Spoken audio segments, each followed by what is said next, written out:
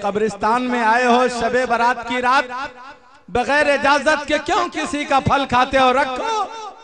कहने लगा कि हमने एक तकरीर सुनी थी, क्या मुसलमानों कब्र का फल मीठा होता है, इसलिए खा के देख रहा हूं। हजरत ने कहा कि जब तकरीर होती है तो तवज्जो कहाँ रखते हो, कब्र का फल नहीं सब्र का फल कहा गया होगा। तो आपकी तवज्जो बहुत जरूरी है।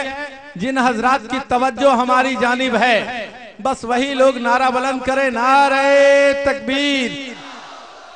माशाअल्लाह, बिल्कुल इसी अंदाज में बोलिए, नारे रिसालत, मसलके आला हजरत, मरकजी सीरत कमेटी। अब चंद अशार मैं सुना दूं जो लखनऊ का एक शायर लिखता है, इसी से बस समझ लीजिए कि क्या क्या छीन लेता है।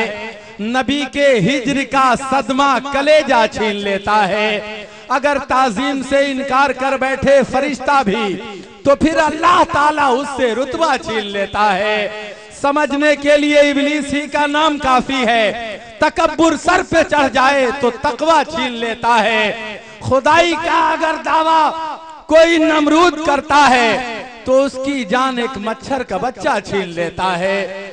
न्याज़ो नजर का कायल नहीं है, फिर भी ये नजदीक अगर खाने की बात आए तो हलवा छीन लेता है।